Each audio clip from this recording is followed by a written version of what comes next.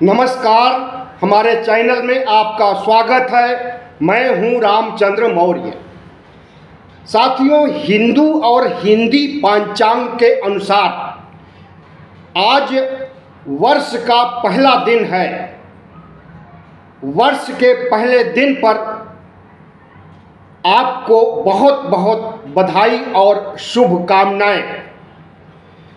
वर्ष के पहले दिन आज प्रधानमंत्री नरेंद्र मोदी संघ कार्यालय नागपुर पहुंचे और वहां पर कई उद्घाटन, कई बैठकों में भाग लिया। लेकिन जो चर्चा का विषय है कि प्रधानमंत्री नरेंद्र मोदी ने भागवत के साथ क्या गुफ्तगू किया। भारतीय जनता पार्टी का अध्यक्ष संघ की मर्जी का बनेगा या मोदी की मर्जी का बनेगा या दोनों की मर्जी का बनेगा, कुछ स्पष्ट नहीं हुआ और उम्मीद भी थी कि स्पष्ट नहीं होगा। भारतीय जनता पार्टी और संघ के बीच जो लोकसभा चुनाव के दौरान से ही जंग छिड़ी हुई थी, क्या बर्फ पिघलती हुई नजर आई। हमें लगता है कि कुछ हद तक बर्फ पिघली है और जिस तरह से प्रधानमंत्री नरेंद्र मोदी अपने भाषण के दौरान संघ के कसीदे पढ़ रहे थे, संघ की भूरी भूरी सराहना कर रहे थे, उसका यही संदेश जाता है देश में कि भारतीय जनता पार्टी और संघ के बीच कोई मतभेद था ही नहीं। भारतीय जनता पार्टी और संघ के बीच कोई घमासान था ही नहीं। यही दिखाना चाहते थे मोदी और बखूबी दिखाया है। संघ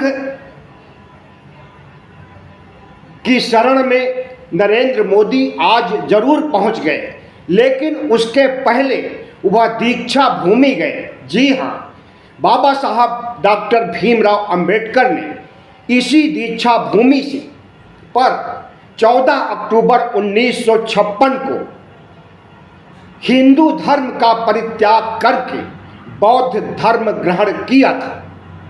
22 प्रतिज्ञाओं के तहत बाबा साहब के साथ लगभग 5000 दलितों, पिछड़ों ने भी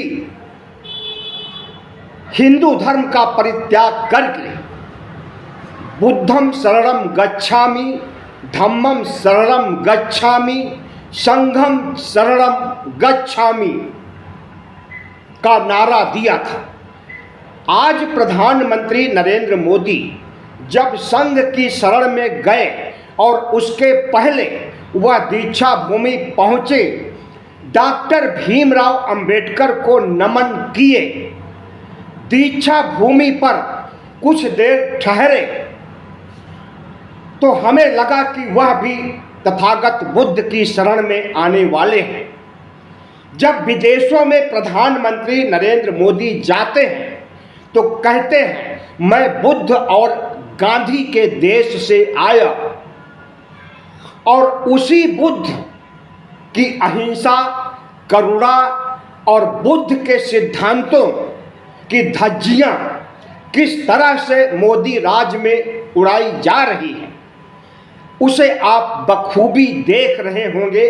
आए दिन किस तरह से हिंदू मुस्लिम किया जाता है। मुसलमानों को नमाज, रोजा, इफ्तार पार्टी आदि करने में भी भारतीय जनता पार्टी और आरएसएस को बाधा महसूस होती है और उन्हें कहा जाता है कि वह घरों में रह करके या अपने घर की छत पर जा करके या मस्जिद में जाकर या ईदगाह में जा करके नमाज अदा करें, सड़कों पर कतई नहीं।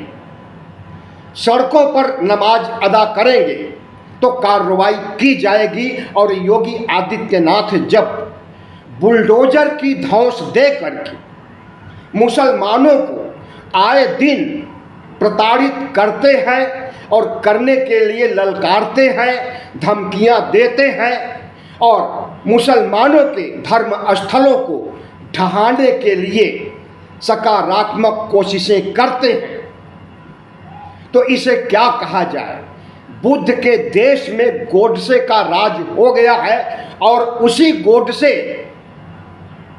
की विचारधारा से लैस आरएसएस की शरण में आज जब नरेंद्र मोदी गए तो दीक्षा भूमि जाने का कोई मतलब नहीं रह गया। तथागत बुद्ध के अनुयायी या तथागत बुद्ध के धम्म को जो अपनाते हैं वह बुद्धम शरणम गच्छामि, धम्मम शरणम गच्छामि, संघम शरणम गच्छामि के गगन चुंबी स्वर का उच्चारण करते हैं। लेकिन नरेंद्र मोदी ने नागपुर में आज जब संघ की शरण में जाने, संघ के सामने माथा टेकने, मोहन भागवत की शरण में जाने की घोषणा किया और मोहन भागवत से रूबरू हुए। मोहन भागवत और आरएसएस क्या चीज है आप अच्छी तरह से समझ रहे होंगे और नहीं समझ रहे हैं तो हम संक्षेप में आपको बताते हैं। आरएसएस इस देश का सबसे बड़ा हिंदू आतंकी संगठन है। इसी संगठन से गोडसे निकला है जिसने राष्ट्रपिता की हत्या की है। आज जब किसी भाजपाई से या संघी से पूछा जाता है कि आप गोडसे के साथ हो या आप गांधी जी के साथ हो तो वह स्पष्ट नहीं कर पाता है कि वह गोडसे के साथ है या गांधी जी के साथ है। सत्ता में बने रहने के लिए ये लोग गांधी जी की दुहाई देते हैं, संविधान को माथे से लगाते हैं, लेकिन इनकी विचारधारा इन्हें गांधी जी का विरोधी होने और संविधान का विरोधी होने का जो ठप्पा लगाया है वह ठप्पा दूर नहीं हुआ है और कभी दूर होगा भी नहीं। आरएसएस जैसे संगठन जो कि आज तक एक वैधानिक संगठन नहीं है, आरएसएस का रजिस्ट्रेशन भारत सरकार के अंतर्गत नहीं है। किसी भी संस्था का रजिस्ट्रेशन कराना अनिवार्य होता है और वहाँ पर जितनी सदस्यता ली जाती है, दी जाती है, सबका रिकॉर्ड रखना पड़ता है और आईटीआर भरना पड़ता है हर संस्था को। लेकिन आरएसएस एक ऐसा संगठन है जो कि भारत सरकार के अंतर्गत रजिस्टर्ड नहीं है। आरएसएस के अंतर्गत कौन शामिल हो रहा है, कौन सदस्यता ले रहा है, इसका कोई आंकड़ा नहीं है। कहने के लिए आरएसएस कहता है कि उसके 53,000 से अधिक शाखाएं पूरे देश में चलती हैं, लेकिन आरएसएस के कितने सदस्य हैं कोई भी संघी बताने को तैयार नहीं है, क्योंकि आरएसएस एक फ्रॉड, अराजकवादी, निरंकुश या यूं कहें कि आतंकी संगठन है। आतंकी संगठन हम ही नहीं कह रहे हैं, कांग्रेस पार्टी भी कहती है, वामपंथी पार्टियां भी कहती हैं और सारी दुनिया के बड़े देश भी आरएसएस को आतंकी संगठन मानते हैं।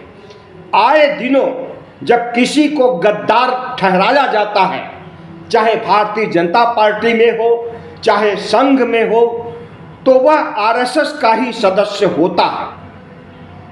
आरएसएस एक ऐसा संगठन है जिसकी पूरे दुनिया में जिसको आतंकी संगठन कहा जाता है। अमेरिका की एक वेबसाइट www.terrorism.com पर जाइए तो वहाँ पर विश्व के आतंकवादियों की लिस्ट में संघ का नाम भी आपको मिल जाएगा। जितने भी विकसित देश हैं वह आरएसएस को आतंकी संगठन मानती है। आरएसएस का जन्म ही आतंक फैलाने से शुरू हुआ। आरएसएस का जन्म इसलिए हुआ, डॉक्टर हेडगेवार ने इसलिए संघ की स्थापना 1925 में किया कि हिंदू राष्ट्र बनाया जाए। द्विराष्ट्रवाद का सिद्धांत दिया सावरकर ने और उसे चरितार्थ करने हिंदू आज़ादी नहीं मिली। आज़ादी के बहुत साल पहले आज़ादी मिलती है 1947 में, लेकिन हिंदू राष्ट्र बनाने की मांग शुरू हो जाती है 1925 से, या यूं कहें उसके पहले से। बजाबता संगठन बनाया जाता है आरएसएस नाम का 1925 में हेडगेवार के नेतृत्व में। वही पहले सरसंघ चालक बनते हैं। तो इनका एजेंडा 100 साल पुराना है और उस आरएसएस के 100 साल पूरे हो रहे हैं। इसी साल अक्टूबर में विजयदशमी के दिन, जो 2 अक्टूबर को पड़ रही है, आरएसएस के 100 साल पूरे हो जाएंगे। आज घोषणा किया गया कि विजयदशमी के दिन 2025 की बहुत बड़ा धमाका होने वाला है। ऐसा संघ के लोग ही कह रहे हैं, तमाम टीवी चैनलों पर आ रहा है। तो क्या धमाका होने वाला है? क्या उस दिन संविधान को हटा करके भारत को हिंदू राष्ट्र बनाया जाएगा? क्या उस दिन संविधान को हटा करके मनुस्मृति को संविधान की जगह पेश किया जाएगा? क्या उस दिन धर्मनिरपेक्ष भारत नहीं रहेगा और आरएसएस जिस मकसद से गठन किया गया था 100 साल पूरा होते ही उस मकसद को पूरा कर लेगा? हमें भी कुछ ऐसा लग रहा है कि जो बड़ा धमाके की बात कही जा रही है उसे हिंदू राष्ट्र न कह करके बड़ा धमाका कहा जा रहा है। उस बड़ा धमाका में हिंदू राष्ट्र से ज़्यादा विभत्सकारी आपदा क्या हो सकती है? हिंदू राष्ट्र बनना कुछ सवर्णों के लिए, सभी सवर्णों के लिए नहीं, कुछ सवर्णों के लिए, खास करके ब्राह्मणों के लिए हिंदू राष्ट्र बनना वरदान साबित होगा, क्योंकि उन्हें एकाधिकार, विशेषाधिकार हिंदू राष्ट्र में प्राप्त होने वाले हैं। जो विशेषाधिकार उन्हें मनुस्मृति में प्राप्त हैं, वही विशेषाधिकार ब्राह्मणों को हिंदू राष्ट्र में प्राप्त होंगे। बाकी वैश्य और क्षत्रिय दोयम दर्जे के इंसान तो नहीं होंगे, लेकिन समाज में इज्जत से जीने लायक इंसान जरूर माने जाएंगे। दोयम दर्जे का इंसान कौन होगा? आप अच्छी तरह से समझ रहे हैं कि मनुस्मृति युग में दोयम दर्जे का कौन था। ओबीसी, एससी, एसटी और इस देश के अल्पसंख्यक, यही दोयम दर्जे के इंसान होंगे। और इन्हें दोयम दर्जे बनाने का काम आज से नहीं, 2014 में प्रधानमंत्री आते हैं तभी से एजेंडा शुरू हो जाता है हिंदू राष्ट्र बनाने का। और जब CAA NRC लाया जाता है तो उसका एक ही उद्देश्य था, इस देश के मुसलमानों को इस देश से निकाल बाहर करना, उन्हें मुस्लिम देशों में भेजना और उन मुस्लिम देशों के हिंदुओं को भारत बुलाना, उन्हीं मुसलमानों की प्रॉपर्टी पर कब्जा दिलाना जिन मुसलमानों को यहाँ से दफा किया गया। तो यह उद्देश्य था CAA NRC का। लेकिन राष्ट्रीय स्तर पर आंदोलन हुआ, उसके बाद कोरोना आ गया, ठंडे बस्ते में चला गया सब कुछ। अभी CAA NRC का भूत हटा नहीं है। कभी भी लागू करके मुसलमानों को मुस्लिम देशों में भेजने का काम शुरू कर सकते हैं और OBC, SC, ST को दोयम दर्जे का इंसान इसी देश में बना करके इसी देश में रखेंगे। CAA NRC के तहत अगर अपनी नागरिकता नहीं प्रमाणित कर सकेगा कोई भी OBC SC ST का, और जो नागरिकता के लिए पहचान पत्र मांगा जा रहा वह किसी के पास है भी नहीं, नागरिकता अगर नहीं प्रमाणित कर पाएंगे तो या तो उन्हें डिटेंशन कैंप में भेज दिया जाएगा जहां तिल तिल मरेंगे, और या फिर उनकी नागरिकता खत्म कर दी जाएगी, सारे राजनीतिक अधिकार छीन लिए जाएंगे, सरकारी नौकरियां उन्हें नहीं मिल पाएगी, और अगर जिनको मिली होगी उनसे नौकरियां छीन ली जाएंगी और ब्राह्मणों को दे दी जाएंगी। तो यही उद्देश्य है हिंदू राष्ट्र का कि इस देश में ब्राह्मणवाद और सवर्णवाद को स्थापित करना, फिर से जिस तरह से मनु के युग में था, मनुस्मृति के युग में था, और जिस तरह से मनुस्मृति लागू करके समाज के बड़े तबके को शूद्र बताकर, नीच म्लेच्छ अछूत बता करके उनका शोषण किया गया, उन्हें गुलाम बनाया गया, उनकी स्थिति जानवरों से भी बदतर कर दी गई, उसी दिशा की ओर हमें हिंदू राष्ट्र ले जाएगा।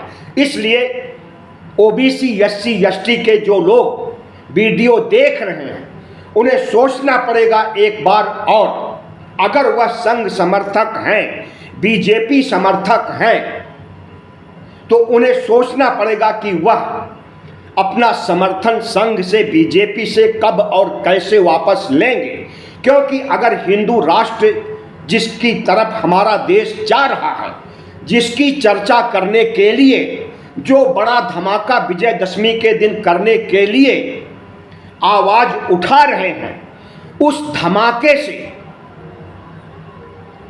ब्राह्मणों को, ठाकुरों को, वैश्यों को फायदा होगा, OBC SC ST और अन्य धर्मावलंबी मुस्लिम, ईसाई, सिख, बौद्ध, पादरी जितने भी हैं सबको दोयम दर्जे का इंसान बनाया जाएगा, सबकी नागरिकता छीन ली जाएगी या उन्हें डिटेंशन कैंप में भेज दिया जाएगा। इस देश में शासन कोई करेगा तो वह होंगे ब्राह्मण और ठाकुर। वर्ण व्यवस्था के अनुसार राजा होगा, और राजा ही प्रजातंत्र के चारों स्तंभों को अपने में समेटे रहेगा। वही व्यवस्थापिका होगा, वही कार्यपालिका होगा, वही न्यायपालिका होगा, वही मीडिया होगा। जैसा राजा चाहेगा वैसा करेगा। तो हिंदू राष्ट्र का राजा नरेंद्र मोदी बनेंगे, योगी आदित्यनाथ बनेंगे, या फिर संघ का कोई फडणवीस जैसे किसी ब्राह्मण को बनाया जाएगा। हमें लगता है कि आज उस धमाके के बारे में भी नरेंद्र मोदी और मोहन भागवत के बीच गुफ्तगू हुई है, और जिस तरह से प्रधानमंत्री नरेंद्र मोदी और मोहन भागवत के मतभेद पिछले कई महीनों या यूं कहें कि लोकसभा चुनाव के दौरान नजर आए थे, किसी के चेहरे पर शिकन नहीं दिखी। मोहन भागवत और नरेंद्र मोदी एक दूसरे की सराहना करते हुए नजर आए।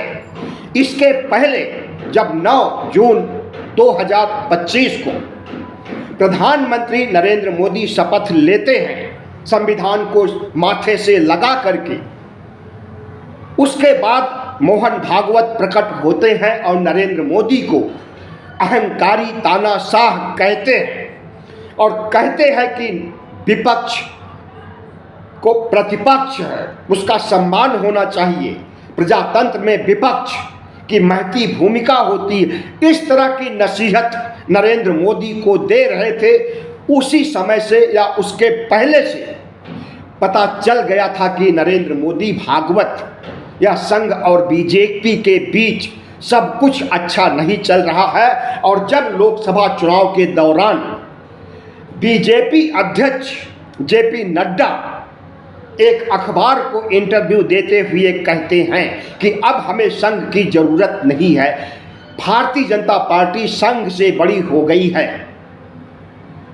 भारतीय जनता पार्टी को अब किसी संघ या स्वयंसेवक या प्रचारक की जरूरत नहीं है, तो संघ ने भी हाथ खींच लिया। पहला झटका लगा संविधान को हटाने को लेकर के कि 400 पार सीटें दीजिए, संविधान हटा देंगे, बदल देंगे। दूसरा झटका लगा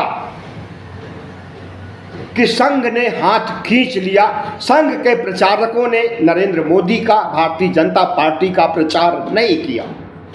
तो 303 सीटों वाली जो 2019 में 303 सीटों की बड़े बहुमत की सरकार बनी थी भारतीय जनता पार्टी की, वह 240 पर आकर के सिमट गई। और अगर नीतीश और नायडू, जो कि धर्मनिरपेक्ष समाजवादी माने जाते हैं, इन लोगों ने समर्थन नहीं दिया होता तो सरकार बन भी नहीं पाती। लेकिन आज जिस तरह से धर्मनिरपेक्षता की धज्जियां उड़ाई जा रही हैं, इस देश में आपसी सौहार्द भाईचारे को धज्जियां उड़ाई जा रही हैं, आए दिन मस्जिद के नीचे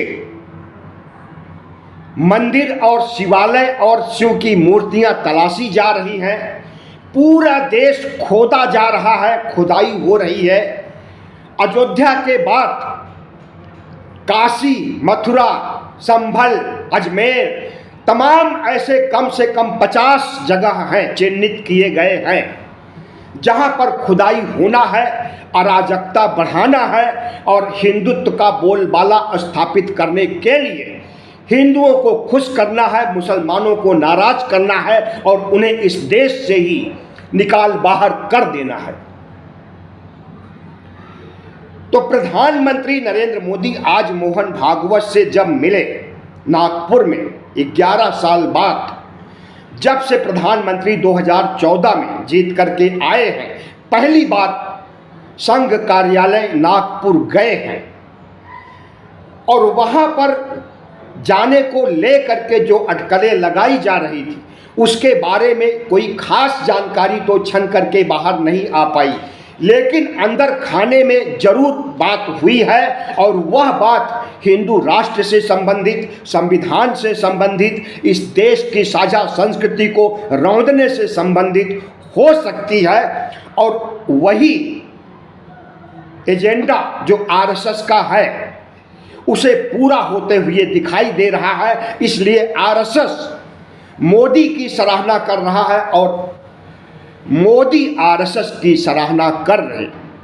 आज जिस तरह से आरएसएस के कसीदे पढ़ रहे थे, भारी भरकम शब्द बोले जा रहे थे आरएसएस की सराहना करते हुए, ऐसा नरेंद्र मोदी को कभी नहीं देखा गया। उन्होंने कहा कि 8 साल के हम थे तभी स्वयंसेवक बन गए थे, लेकिन सबसे पहला झूठ नरेंद्र मोदी ने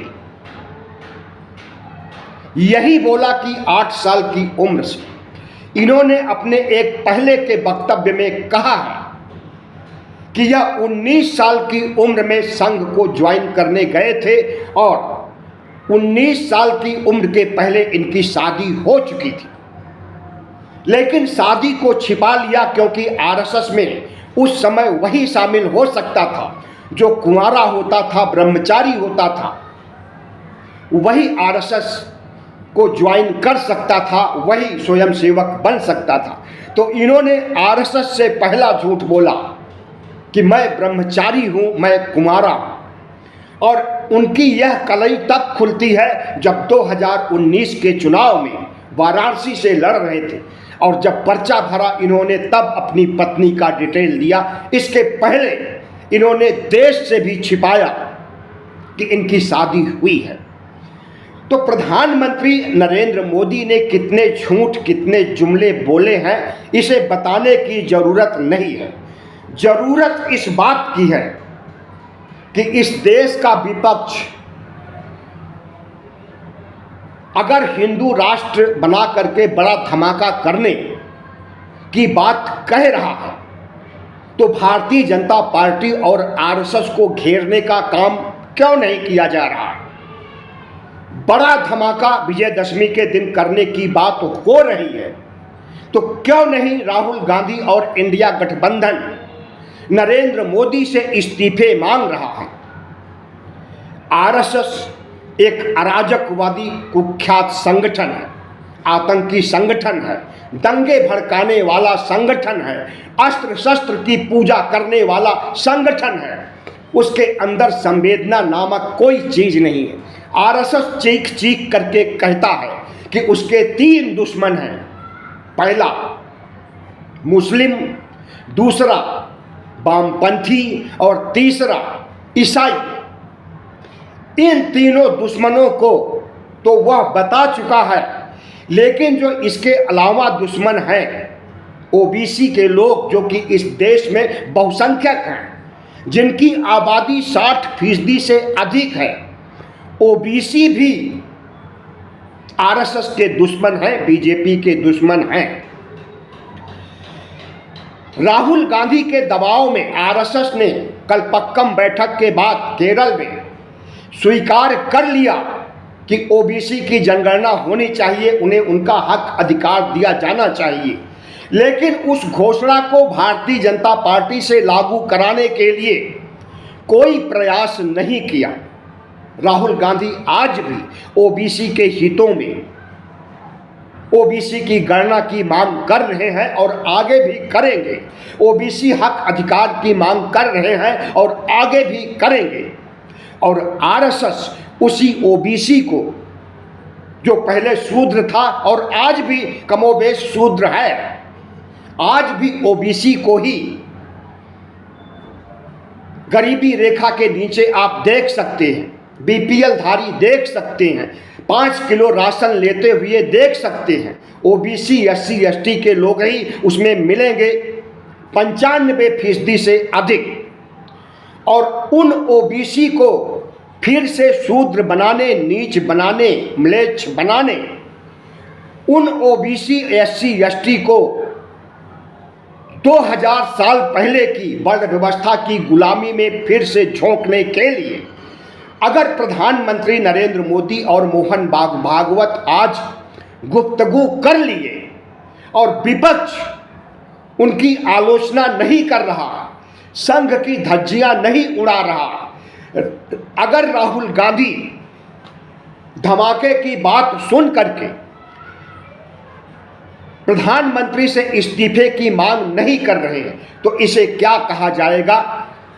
प्रधानमंत्री नरेंद्र मोदी से हम मांग करते हैं कि अगर उन्हें आरएसएस के एजेंडे को लागू करना है, इस देश को हिंदू राष्ट्र बनाना है, संविधान की जगह मनुस्मृति लागू करना है, धर्मनिरपेक्ष भारत को खंड पाखंड में बांटना, हिंदू राष्ट्र बनाना है, तो इसके पहले वह इस्तीफा दे दें। संविधान की कसम खा करके शपथ लिए हैं और उसी संविधान की मूल भावना की धज्जियां उड़ा रहे हैं, तो उन धज्जियों को उड़ाने, उस संविधान को रौंदने से पहले उन्हें इस्तीफा देना होगा और उन्हें दिल्ली में न रह करके नागपुर के संघ कार्यालय में को अस्थायी निवास या अस्थायी कार्यालय बनाना चाहिए और आरएसएस के लिए ही काम करना चाहिए। वह इस देश की गद्दी को अब नहीं संभाल सकते हैं और अगर वह इस्तीफा नहीं देंगे तो इस देश के ओबीसी SC ST के मतदाता, कुल मतदाता 98 करोड़ हैं, जिसमें हम समझते हैं कि कम से कम 70 करोड़ मतदाता ओबीसी SC ST के होंगे। इनका यह काम हो जाएगा कि वह नरेंद्र मोदी को सत्ता से उखाड़ फेंके, क्योंकि वह हिंदू राष्ट्र बनाने के लिए मोहन भागवत से गुफ्तगू कर चुके हैं और एक बड़ा धमाका करके ओबीसी SC ST और अल्पसंख्यकों के अस्तित्व को मिटाना चाहते हैं। वीडियो अच्छा लगा हो तो इसे खूब शेयर कीजिएगा और सब्सक्राइब, लाइक और कमेंट जरूर कीजिएगा।